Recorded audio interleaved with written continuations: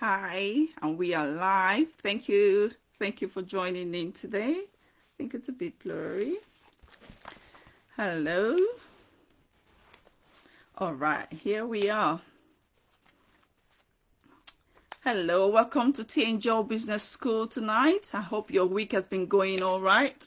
Let me know in the comment where you're joining us from tonight. Today, you can see I have a special guest with me tonight. Tonight is going to be all about bringing clarity to a lot of areas that some people have been asking. I've been getting questions about e-commerce, about people buying things from China, especially at this time of COVID. And it's also all about property. A lot of people want to get onto the property ladder. Some people are already on the property ladder, but they would like to move up to become actually property investors. So tonight I have a special guest, David Oduyemi, with me. But before I ask David to talk a little bit more about himself and what he does, my name is Tosin John from T&J Business School, where we help business owners, individuals, to gain clarity and confidence on their business propositions and business goals in order for them to take momentum building action steps that they need to unleash their purpose, their passion, to create a successful and a profitable business. So whether you're just starting out or you're looking to grow your business, our aim and our mission within T&J Business School is to give you the resources, the knowledge, the information, the strategies, and the training that you need for you to be able to build your business and grow it to something that is worthwhile and that you love. So if you want at any point in time to jump into the comment, to also want to know more about T&J Business School, and also to let us know more about the topic of today, which is all about succeeding beyond all odds. Because the reason why we've set up this Facebook Live, especially this month of October, which is a Black History Month, is to be able to showcase a lot of Black business owners within the UK community that are actually really doing really well for themselves. And it will serve as a form of encouragement for us to understand that our people are actually out there doing great things that we need to understand and know that it takes work, but definitely, yes, you can actually be, do, and have whatever you so desire. So I'm just going to thank you for joining in from Central London. Let us know in the comment where you're joining us from. All right. I would like to invite David Oduyemi, but before I invite him to speak, I'm just going to quickly tell us a little bit about David. If you just give me 1 sec. So David Oduyemi is a law graduate, but is now turned an entrepreneur. He joined the Royal Marines and in order to become a Naval Barrister. Wow, that's interesting. He later left the military to go into business full time, and it started by importing funds from Far East during the GSM boom. So he has also been able to build property portfolios during the financial crisis, during the recession, because of his meticulous planning of buying when everybody was selling. And as a seasoned e-commerce specialist, I know for a fact, because I've experienced him firsthand when we traveled to China together. We'll talk more about that. So he's a seasoned specialist when it comes to e-commerce. So we're going to talk more about a specialty in that area. And it also helps people, like I said, that want to get onto the property ladder. So it helps property investors to build property portfolios and helps them to make sure that they succeed in their endeavor. So this is my guest today, David Oduyemi. Welcome to the stage. How are you? I'm great. That's a fantastic introduction. Congratulations on your business school. Thank you. Upwards and onwards. No, thank you so much. You've been part of, the people that have actually given me confidence to do a lot of the things that I'm doing today. So, some of that credit goes to you. Thank you so much. All right. So can you tell the people a little bit more about yourself, apart from the things I've said, because I've just given us a round summary of what you do. So tell us more about yourself. Right. So as I mentioned before, I basically, when I left university, my goal was to become a lawyer barrister. I'm Nigerian by origin, And as you know, Nigerian parents is like, my son has to be a lawyer, a doctor, an engineer, an accountant, an architect. And so, you know, they have set professions. True. So I believe that, okay, my calling is to become a lawyer. And when I basically left university, I found out that it's not so easy. So I found a backdoor way, which is basically joining the military. And if you join a branch of the military, they don't recruit from Civil Street, they recruit from within themselves. So that was a backdoor way to becoming a barrister per se within the military. But my parents, being forceful, basically bribed me to say, listen, we will pay for you to go and do a master's degree because you'll have more chance to become a solicitor or barrister if you were to do a master's rather than basically as an undergraduate. So I took the money, I left the military, took the money, then basically went to do a master's degree in law. But halfway through, I'd had enough of education. So basically, I just shut up shop and decided to do something for myself.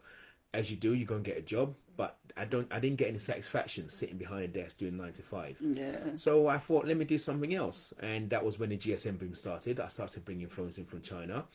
I had one market stall, and I had a market stall I was sharing with somebody. Then I got my own market stall, and then I had 3 market stalls. And I was making money. I mean, when you're literally in your early 20s and you're making this kind of cash, you think, my God, it's so easy. Yeah.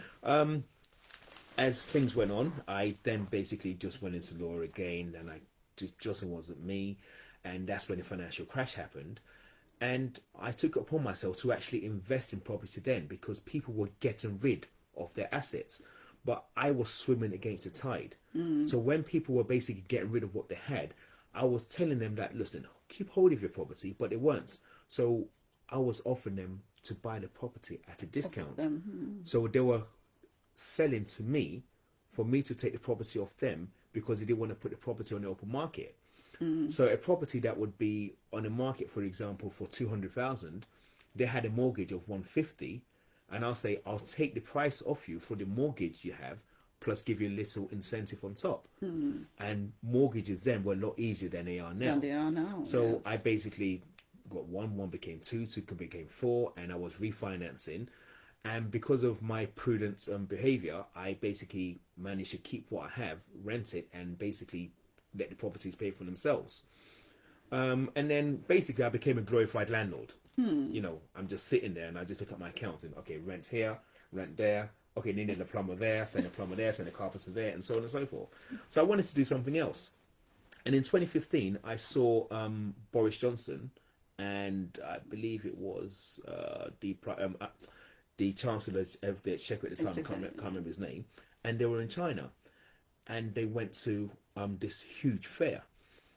And something just clicked in my mind, as in, okay, so this is where Tesco's and Walmart and Carrefour go to bring stuff into the UK or America or France and sell to us at a premium.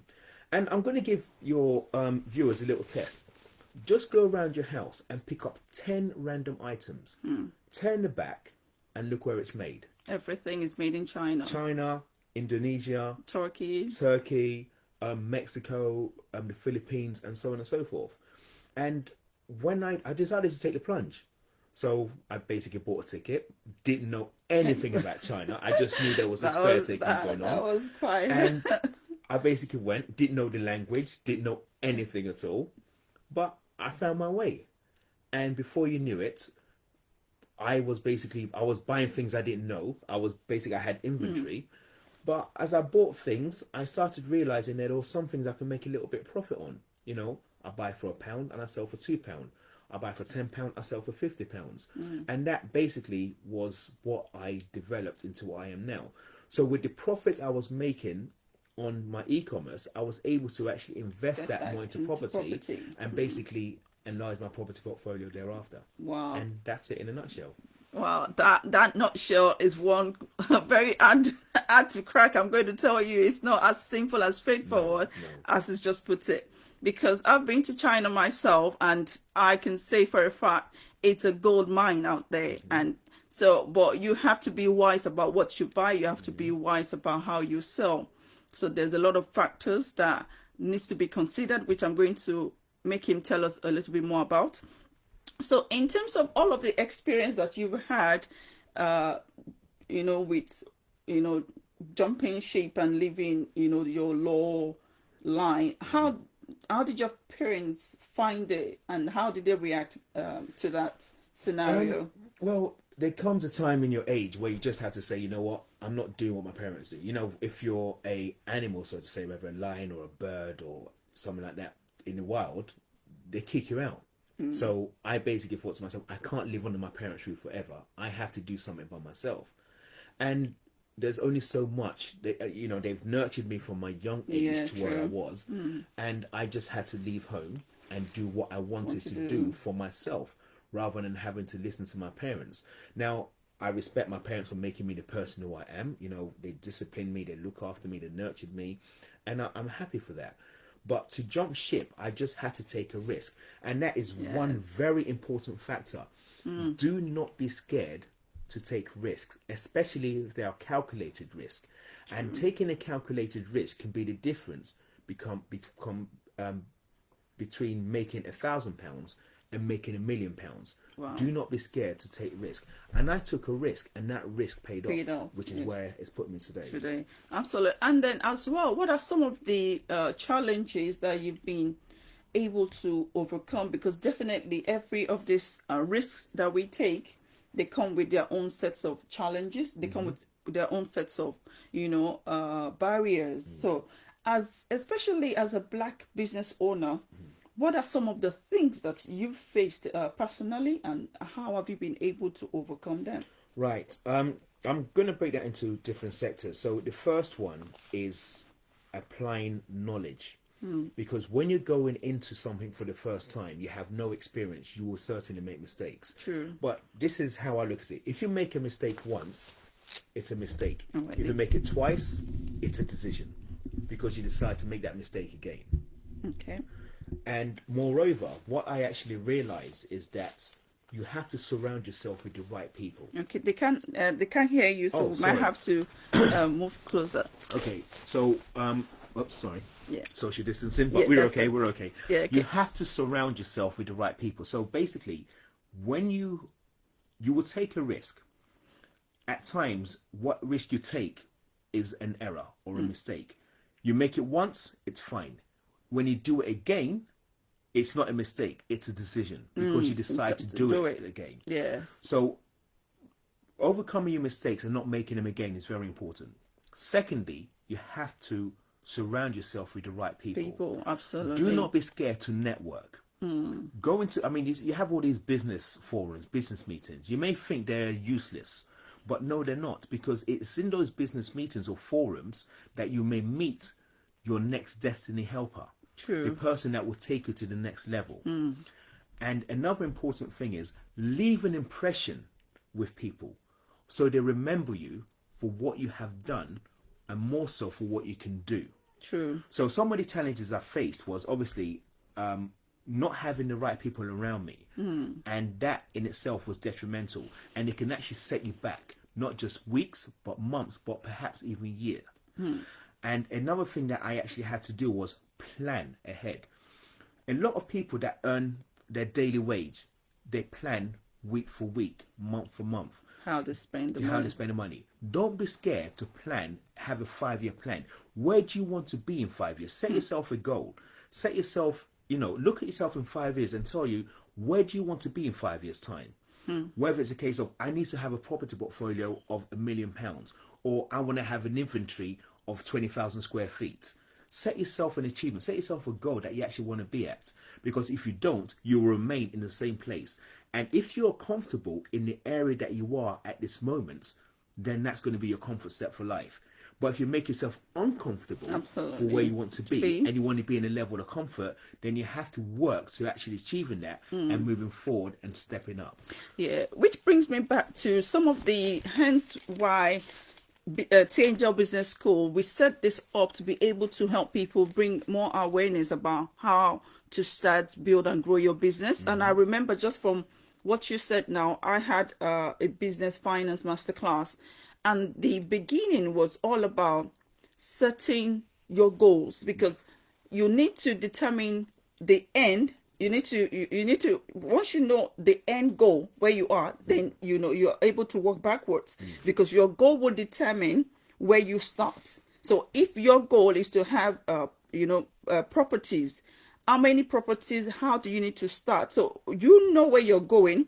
Where you're going, say you're going to Manchester, definitely you know that, okay, I'm going to Manchester. How do I move? Do I go on A13? Do I go on M3?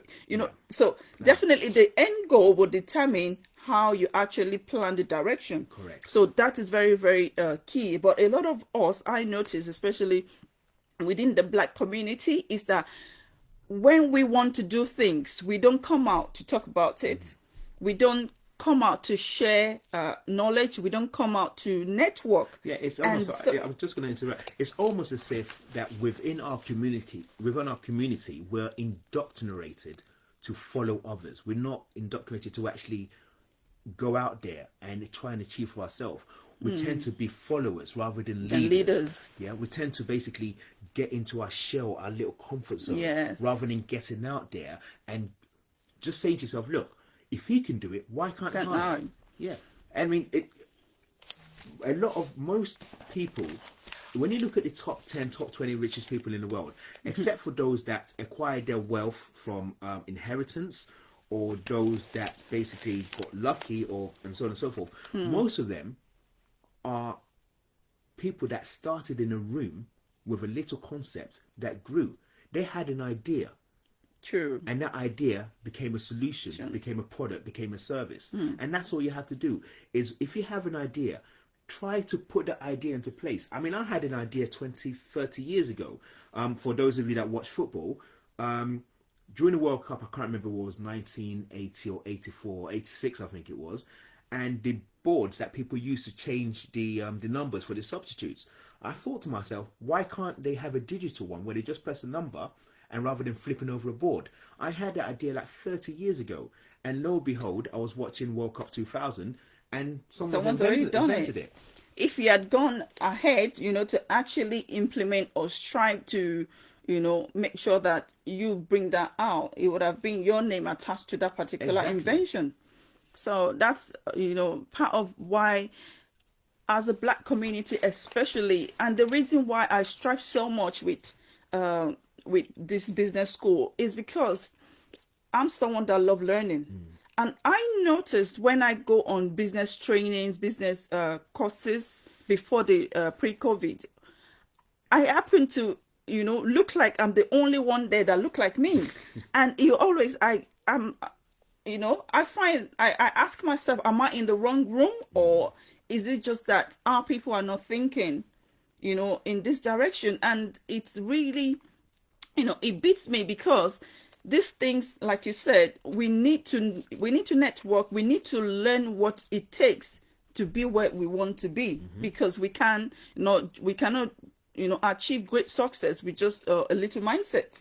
We need to expand what we have. And that brings me more to, in terms of how you were able to just, blindly went to China without knowing anyone, without knowing where to actually go. And you were able to do that.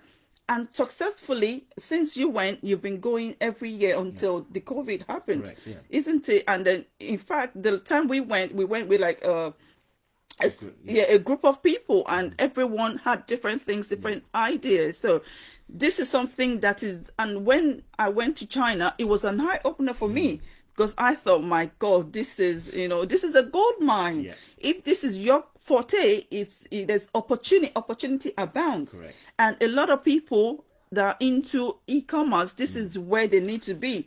And it doesn't take much to actually go in there and get what you need and come. It doesn't. So can you expatiate more on how people, well, there's COVID now, so we can't do that. So how do you think we can still maximize, e-commerce from okay, well, we are very fortunate in the 21st century in that we have platforms such as the internet that helps us to look for products, and all you have to do is look for platforms such as, there are several platforms that I can mention to you. The first one being Global Sources, the second one being HKDTC, I believe it is, And the third one I can mention is the one we attended, which is the Canton Fair. Canton Fair, yeah. Now, these are free fairs. Unfortunately, I've only mentioned fairs that are based in the Far East, in China and Hong Kong specifically. But these fairs showcase products that is available in our house on a daily basis. If you are able to find a product or work with a manufacturer to bring a product into the UK or into Europe and sell it for a marginal profit, then you've done well. I'll give you an example. I've got a colleague, but his name is Tyrone. I don't have his surname, but I'll try and mention it to you, find it for you.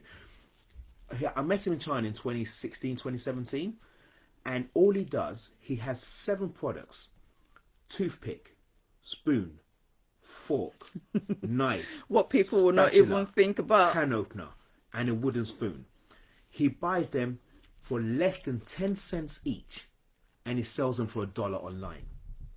Wow. And he brings in an average of 10,000 pieces every month. Wow. But what makes him stand out, apart from the price, is marketing.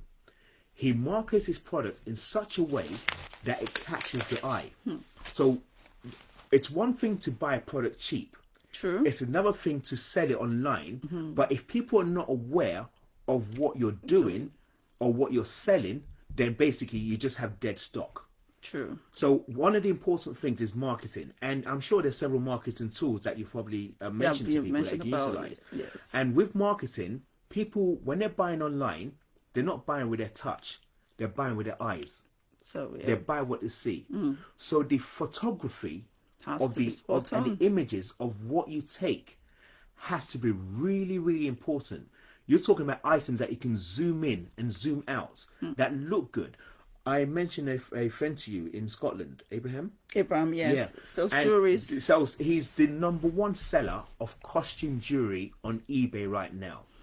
And the most expensive thing he sells is about £10. However, I'm not going to say how much he makes, but I'm going to give you an idea. His postage bill every week is £4,600. That gives you an idea of how much this guy Is makes. making. But what he sells, when you look at it in hand, it doesn't look at much.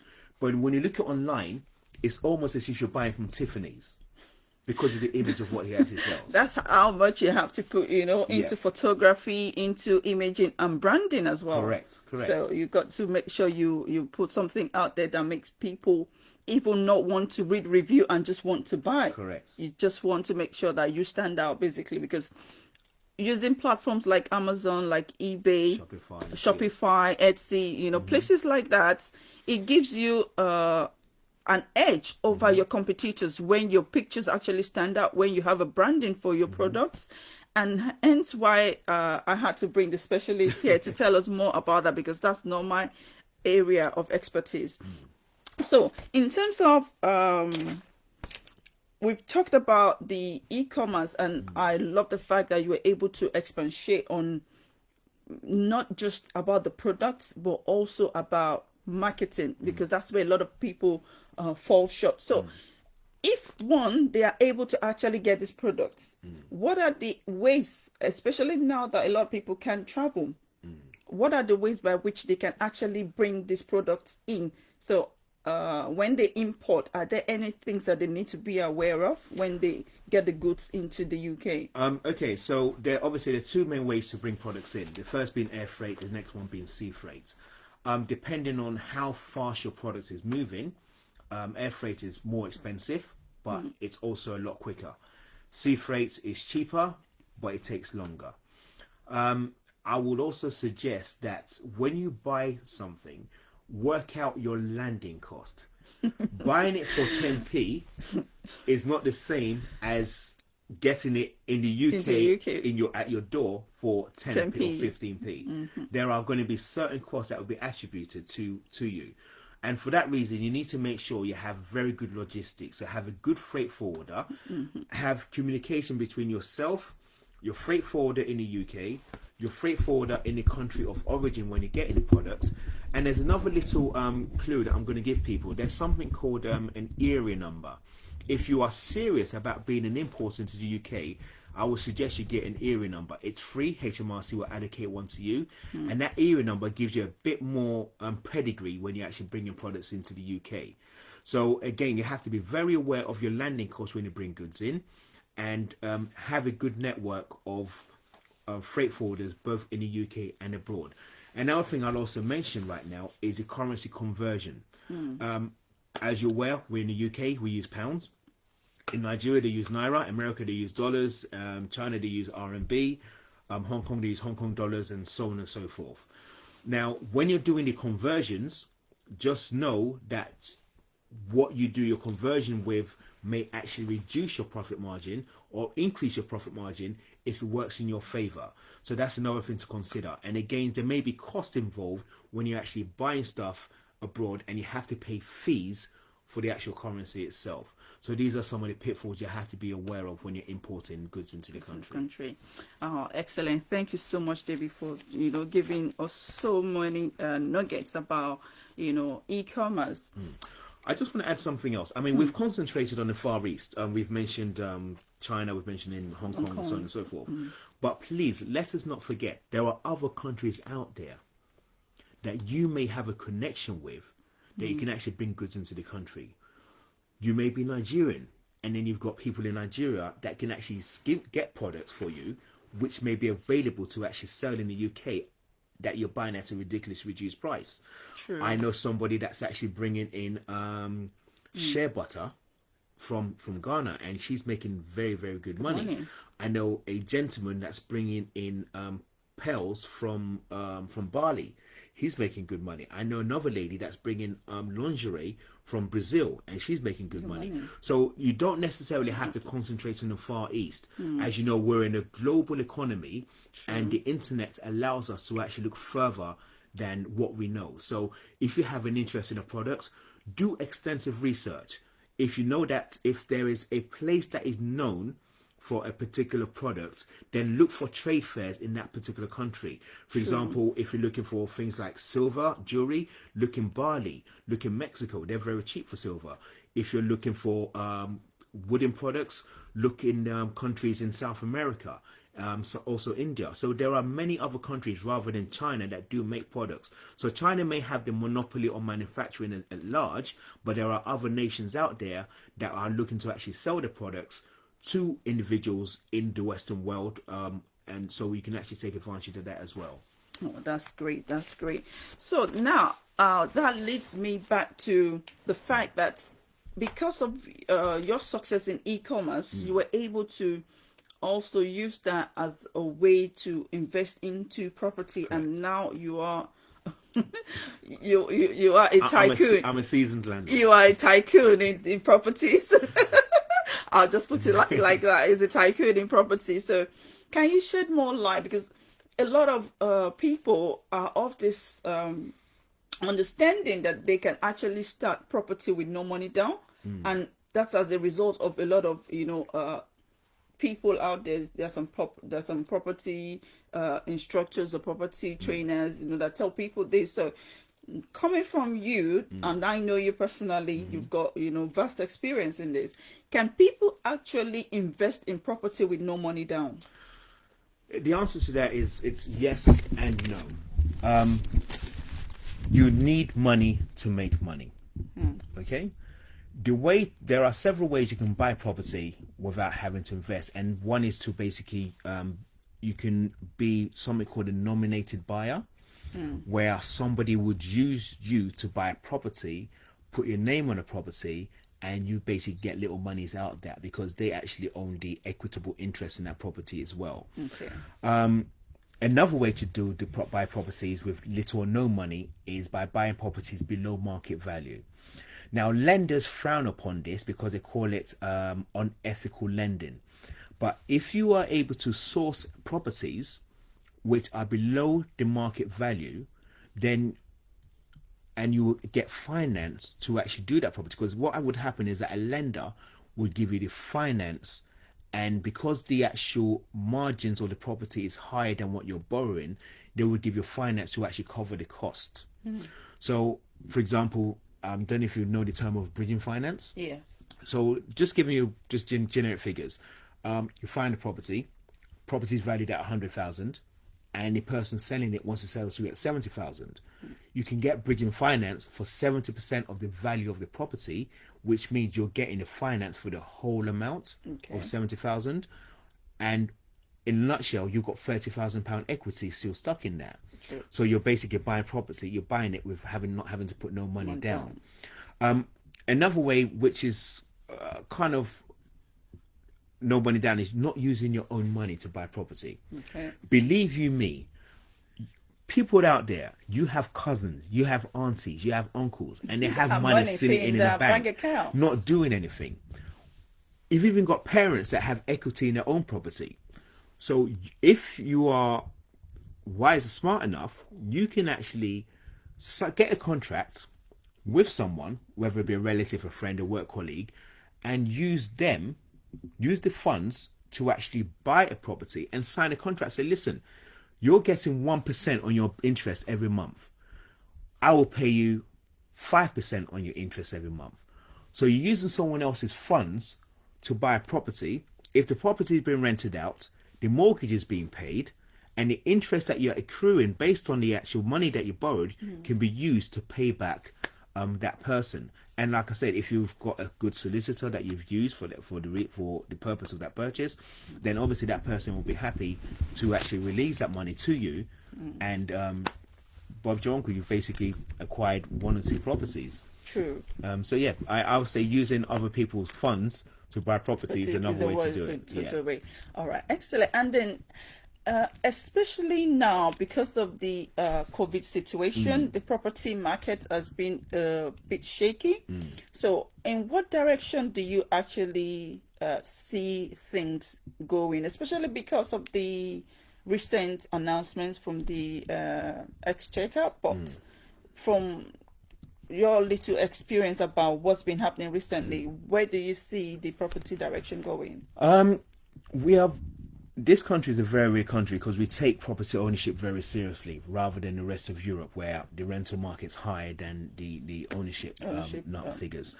So personally, I think we are kind of in a secure bubble where there won't be so much of a crash. But I think property has peaked right now. And I think there will probably be a slight decline over the years, especially come March, because there's an artificial ceiling which has been reached. And the reason for that is because the chancellor of the current chancellor reduced stamp duty for next time buyers.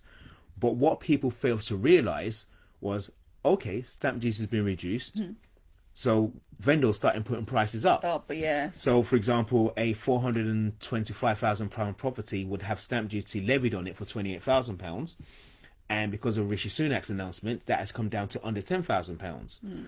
Lo and behold, the vendor now goes, I've got a bigger audience. I don't have to rely on first time or next time buyers. Yes, I've also got investors, so I'm going to put my property up by 50,000. True. And the person buying it thinking, okay, but I'm buying it for 475, but I'm only paying stamp duty of under £10,000. So they think they're on a winner.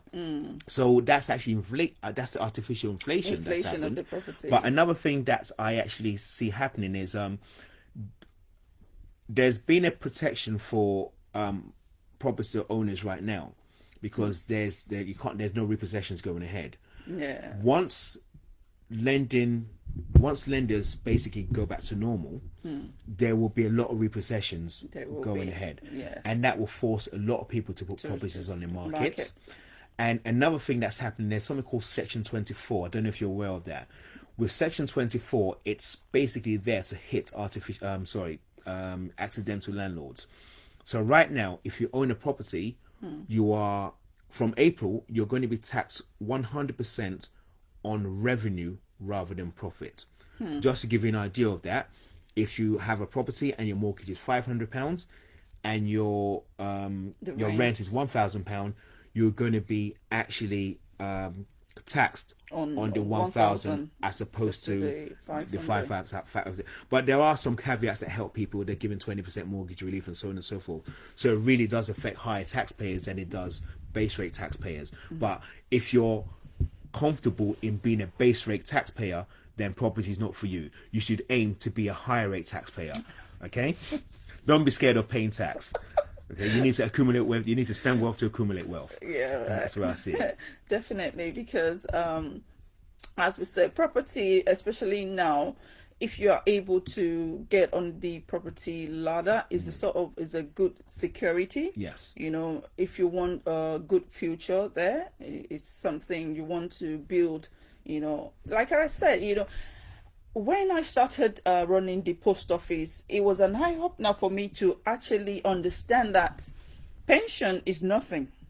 So you can't depend on Yeah, no, you're you right. can't depend on your pension to give you the sort of life, because you've worked all your life and then you find out that you retire and you have almost nothing to live on. So, you know, having the plan to actually start investing into property is something that will really help you on the long run. You know, you have something that you can, so even if your pension, you're getting £70 per week, you know your property is giving you you know something. Yeah. So I didn't think about pension, and I never used to worry or think about pension until, you know, I started running the post office, and I thought, you know, these people just come to get £70 and that's all they get for the week. I'm like, okay, now, so that opened my eye to start to think of how we can actually move things forward in terms of building a portfolio and building wealth for ourselves. We should not be afraid or shy away from wanting to build wealth. You know, it's a good thing. Definitely. It's a good thing. So David, I'm really so. I know from this particular session, I will have a lot of people wanting you to come back to talk more about, especially the e-commerce, because trust me, if we keep going on, hours is not enough to actually bring out the gem in this guy. Is full of, you know, good things in terms of e-commerce, all the sort of information that we were not able to bring to you in terms of all the places, like you mentioned, global sources, Canton Fair, and a lot of, you know, places that are actually even outside of the Far East. So we will bring David back. You know, we hope, well, we don't have a severe lockdown that will not allow us to meet like this. So we keep our fingers crossed. So even if we have to lock down, I will find ways to bring him back, because I know this is a popular topic, especially when it comes to property. We will want to delve deeper on how people can actually start, especially like some of the things that some people don't take note of, like building their credit history. Can you talk about just, you know, a little bit about credit? So just going to mention three things. So people come to me and ask me, how do I what do I need to prepare myself in order to buy property? The first thing I say to them is make sure you have a decent amount of deposit. Because property is about two things. It's about affordability and your credit worthiness. So you really need to take care of your credits. You know, getting a credit card and just going to splash out and not worrying about paying it, you might think you're getting away with it, but when it comes to basically applying for a mortgage, you end up getting turned down, or you get put with a lender that's going to end up costing you a lot more. So try and keep a clean credit history. And another thing is, not many people do their own credit search. They think, I've got no bad credit, I ain't got nothing to worry about. And all of a sudden, you go and apply for a mortgage and you go, but that was 10 years ago. And it's on your credit file. Still seeing So there. do keep a good credit. If you've got adverse credit, which is bad credit, then manage it. If you have a debt, it could be £200, it could be £2,000. Make a payment arrangement to pay it off. In fact, if you have savings and you have a debt, I would suggest you actually use your savings to pay off the debt, because that interest that you've saved can actually be recuperated rather than having to pay bit by bit by bit by bit and using longer periods to do it. So if you have adverse credit and you have a debt, pay it off with whatever you've saved. And do a credit check. There's several companies that do credit check. You've got Experian. I think the first month is free. Thereafter, they charge $14.99. You've got Equifax, and then you've got another one called Check My File, which basically people think there's only two credit reference agencies, Equifax and Experian, but there are actually four. There's Equifax, there's Experian, there's Crediva, and there's also TransUnion. If you were to use Check My File, it would actually use all four. If you don't want to pay for a credit check, then I think Credit Club through Money Saving Expert is another option. And there is a fifth credit reference agency which people are not aware of, and it's called the Hunter's Check.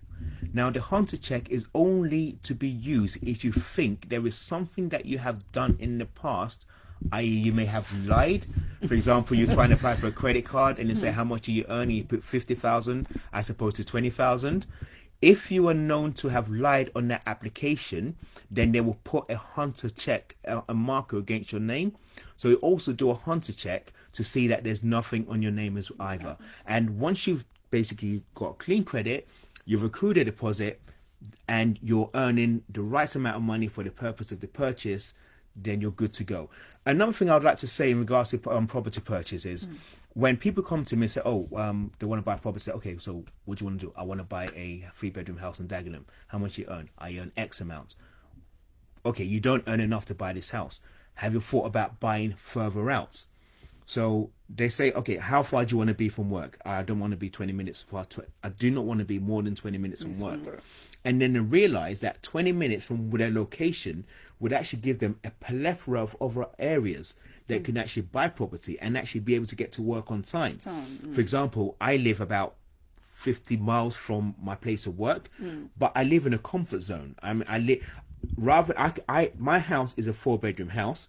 If I was to buy the money I used to buy that property, if I was to buy here, I'll probably have a 1-bedroom flat. So I've got a comfort of a big house, but at a further out, a cheaper price. So don't be scared to look further out. If you think that you can, because people, they're called commuter towns. Look for commuter towns. And another thing to look for when you're buying property is look for where they're doing regeneration. Because if you were to buy a property in an area where it's getting regenerated, the chances of that property going up in value higher where it's already got a high price would actually benefit you a lot more. So areas where there's regeneration, look for properties in those areas, and do not be scared to travel in to work or into school for the purpose of buying what you want to buy, where you want to live. All right, that's so great. Like I said, we'll have to bring David back. So if you want us to bring David back, please leave an emoji in the comment for us so that we can, bring him to give us more of these genius ideas about starting in e-commerce, in property, and for us to be able to, build wealth for ourselves and for our generations to come. So tonight, this is where we'll be able to end this live session. And I want David to give us a final note on what he thinks or what he knows that we as a Black community need to do to help ourselves to actually grow and build one another up. Okay, so what I say to people of our diaspora is do not be selfish. Don't think, help each other. If I mize my knowledge and don't share it with others, then what good is it to me? When I spend money or I give money away, I can get that money back. True. If I share my knowledge, I still have the knowledge, but I've shared it with somebody else. True. So whatever experience, if you know of something that can benefit somebody else, don't mize the knowledge. Mising information is worse than a miser of money. True. So that's a very important thing. And also act selfless. If you act selfless, you'll be remembered for the acts that you actually carried out. And others will look to you for not necessarily inspiration, but they'll look to you and say, oh, that guy helped me. There will be a time when they will need you as opposed to you needing them. True. And that is when you can actually help others. So do not be a miser of knowledge, and be selfless. True. That's what I'll say. All right. Thank you so much for joining us tonight. And until next time, don't forget that you have all it takes to unleash your purpose, your passion, to be able to grow and to build a profitable and a successful business. So look after yourselves and have a good weekend. Bye for now. Bye. Bye.